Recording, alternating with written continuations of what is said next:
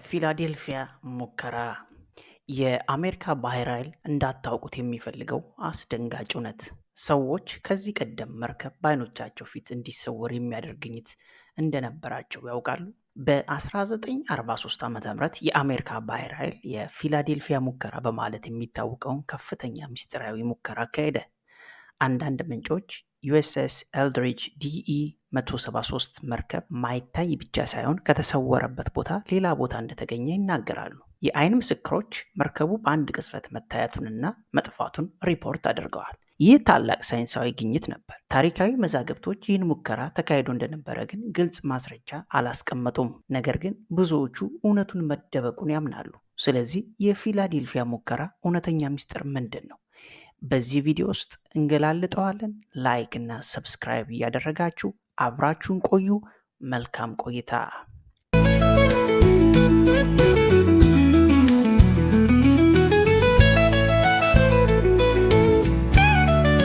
የፊላዴልፊያ ሙከራ ለምን ብዙ ሀሳቦችን እንደፈጠረ ለመረዳት ወደ ሁለተኛው የዓለም ጦርነት መመለስ አለብን። የዓለም ሀያላን ባህሮችን ለመቆጣጠር ፉክክር ውስጥ የገቡበት ወቅት ነበር።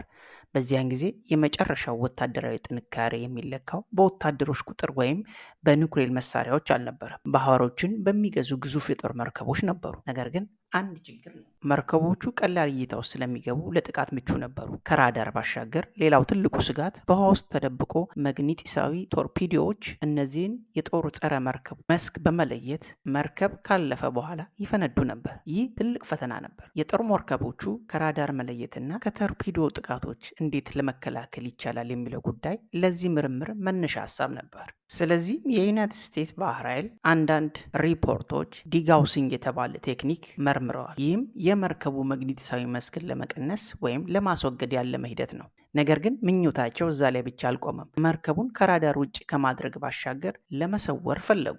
ይህንን ለመፈጸም ወደ ዘመኑ በጣም ብልህ የሳይንስ አእምሮዎች ዘወር ብለው ከኒውማን መነሻ ወስደዋል። አንዳንዶች ይህ ሀሳብ ከአልበርት አንስታይን በ1925 በኤሌክትሮማግኔቲክ እና የስበት መስኮች መካከል ባለው ግንኙነት ላይ ካለው መርህ መነሻነት እንደተገኘ ያምናል። እነዚህ ጥናቶች ወዴት መሩ ታዲያ? ይህን ለመረዳት ቀላል እንዲሆን ነገሮችን በዚህ መልኩ እንመልከታቸው። በየቀኑ የምታዩትን ቀለሞች አስቡት።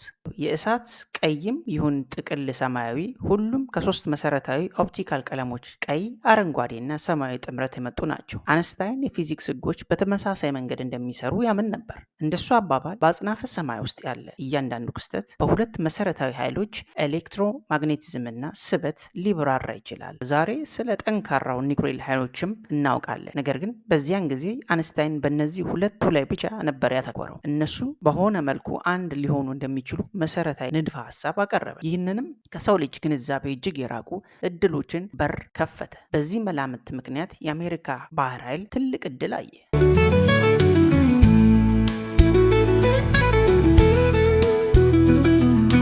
በመርከቡ ዙሪያ ያለውን ኤሌክትሮማግኔቲክ መስክ መቆጣጠር ቢቻል ለራዳር የማይታይ ወይም ሙሉ በሙሉ መሰወር የሚለውን ሀሳብ በዚያ ጊዜ ታሪኩ ወደ ሌላ ቁልፍ ሰው የኤሌክትሮማግኔቲዝም ጌታ ኒኮላ ቴስላ ይመረናል። አንስታይን የንድፈ ሀሳብ ንጉስ ከሆነ ቴስላ ደግሞ የተግባር ንጉስ ነበር። የተደነቁ ሀሳቦችን ወደ እውነታ መቀየር የሚችለው ታምራዊ ተሰጥኦ አለው። እንደ አንዳንድ ምንጮች በ1942 ቴስላ በአሜሪካ ኃይል እጅግ ሚስጥራዊ ፕሮጀክት ውስጥ ፕሮጀክት ሬንቦ በተሰኘው ፕሮጀክት ላይ መሳተፉን ተናግሯል። ነገር ግን ሙከራዎቹ ሲጀመሩ ከባድ ችግር ተነሳ። ቴስላ በተለመደ መጠን ሰፊ ኤሌክትሮማግኔቲክ መስኮችን በመቆጣጠር ያልጠበቁትን የጎንዮሽ ጉዳት እንደተገነዘበ ተናግሯል። ቴክኖሎጂው ገና ፍጹም እንዳልሆነና በተጨማሪ ምርምር እንደሚያስፈልግ ያምን ነበር። ነገር ግን ባህር ኃይሉ የቴስላን ማስጠንቀቂያ ችላ ብሎ ፕሮጀክቱን ወደፊት ገፋበት። በመጨረሻም ቴስላ ለቆ ወጣ። ከጥቂት ወራት በኋላ በ07 1943 ቴስላ በሆቴል ውስጥ እንደኖረ ሞተ። ብዙም ሳይቆይ በኤፍቢአይ የሱ ምርምር ወረቀቶች ሁሉ ተሰብስበው ተወሰዱ። ነገር ግን እነዚህ ሰነዶች ይዘት ሚስጥር ሆኖ ቀርቷል እና ከፊላዴልፊያው ሙከራ ጋር የሚያገናኛቸው ግልጽ ማስረጃ የለም። ፕሮጀክቱ ግን ቀጠለ። እናም የባህር ኃይሉ ምርምር አንዳንድ ዘግይተው የተዘገቡ ሪፖርቶች አልበርት አንስታይንን ወደ ምርምሩ እንዳቀረቡት ይጠቁማሉ። ነገር ግን እሱ በወታደራዊ ቴክኖሎጂ ባለሙያ አልነበረም። ይሁን እንጂ መዛግብቶች እንደሚያመለክቱት በ1943 አንስታይን ለአሜሪካ በመሳሪያ ምርምር ውስጥ ተሳትፎ እንደነበረ፣ አንስታይን መፍትሄ ስላልሰጣቸው ወደ 20ኛው ክፍለ ዘመን ከፍተኛ የአእምሮ ምጡቅ መካከል አንዱ የሆነው ጆን ቫን ኒውማን ዘወር ብለው ተመለከቱ። እሱ የዘመናዊ ኮምፒውተሮች መሰረት የጣለና የአቶሚክ ቦምብ ልማት አስተዋጽኦ ያደረገ ሰው ነው።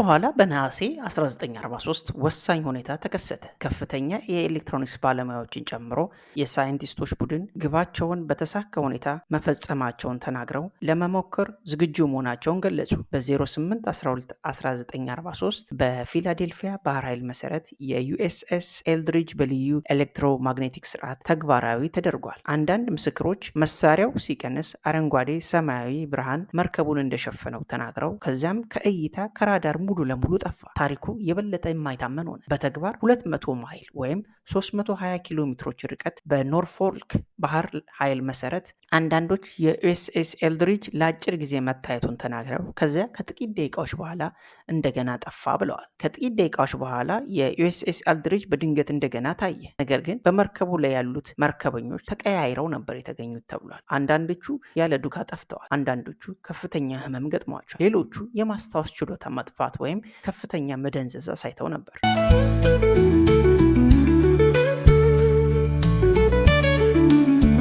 በሁሉም ቦታዎች እሳት ተቀጣጠሉ። መርከበኞቹ በፍርሃት ጮሁ። አንዳንዶቹ ከመርከቡ ወለል ጋር ተጣብቀው መንቀሳቀስ ተስኗቸው ነበር። እንዲሁም የበለጠው እና አስደንጋጩ አንዳንዶቹ በመርከቡ ብረት አካል ውስጥ ተዋህደው ግማሽ የሰውነት ክፍሎቻቸው ብቻ ይታይ ነበር። በባህር ኃይሉ እነዚህ መዘዞች አልተጠበቀም ነበር። ነገሩን ተራ የመሰወር ቴክኖሎጂ መሞከር ብቻ አድርገው ነበር የቆጠሩት። ውጤቱ ሌላ መስክ ግን ይዟል። ሆኖም ሙከራውን ወይም ምርምሩን በማቆም ፋንታ ምርምራቸውን ለመቀጠል ወሰኑ። አንዳንድ ምንጮች በጥቅምት 1943 ባህር ኃይሉ ሁለተኛ ሙከራ ሞክሮ ነበር።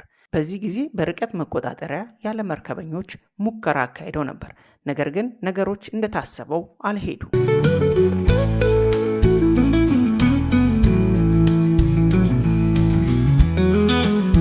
በመርከቡ ላይ የተጫኑት ሁለቱ የተስላ የኤሌክትሪክ ጥቅል ሽቦች በድንገት ተቃጥለው ሙሉ በሙሉ ጠፉ። ምን እንደተፈጠረ ማንም አልተረዳም። እናም ይህንን መድገም አልቻሉም። ስለ ግንባታቸው ሙሉ መረጃ በቴስላ ተመዝግቦ አያውቅም። ምናልባት ሁሉንም በአእምሮ ውስጥ ያስቀመጠው ሊሆን ይችላል። በዚህ ምክንያት ፕሮጀክቱ ተተወ ይላል። የአሜሪካ ባህር ኃይል ይህን ሙከራ መኖሩን በይፋ ፈጽሞ አልገለጸም። ምንም ሰነዶችንም አላስቀመጠም።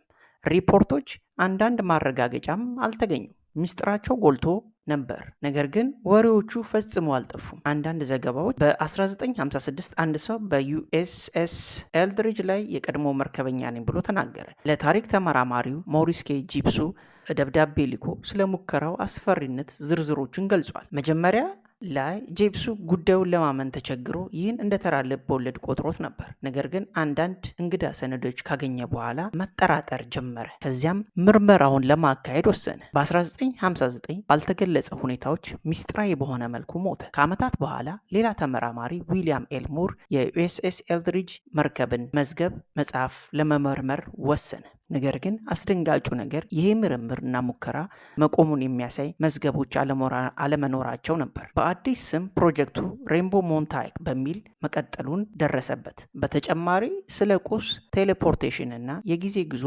የሚነገሩ ነገሮች እብደት ሊመስሉ ይችላሉ። ነገር ግን ታሪክ እንደሚያሳየው ብዙ ወታደራዊ ፕሮጀክቶች ለዓመታት ሚስጥራዊ ሆነው ከመገለጣቸው በፊት በገሃዱ ዓለም ሊፈጠሩ የማይችሉ ወይም ልብ ወለድ ይመስላሉ።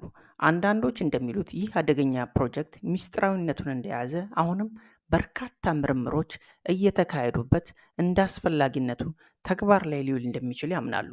በስተመጨረሻም ተመራማሪው ዊሊያም ኤል ሙር የዩኤስኤስ ኤልድሪጅ ፕሮጀክት በተመለከተ ሀሳቡን ጠቅልሎ ሲያስቀምጥ ምርምሩ አሁንም እንደቀጠለና በድብቅ በሲአይኤ ተይዞ እንዳለ አሁንም ያምናል። ከዚህም በላይ በርካታ ሙከራዎችን እንዳደረጉ ተጨማሪ መረጃዎችንም እንዳገኘ ይናገራል። ስለዚህ እነዚህ ምርምሮችና ሙከራዎች እጅግ አደገኛ ስለሆኑ አሁንም ከህብረተሰቡ ተደብቀው በሚስጥር መያዛቸውንም አብሮ አስፍሯል። ዛሬ ስለ ፊላዴልፊያው የመሰወርን ቴክኖሎጂ የተመለከትንበት ፕሮግራማችን እዚህ ላይ እናጠናቀቃለን። በሌላ ፕሮግራም እስከምንገናኝ ቸርን ሰንብት። መልካም ቆይታ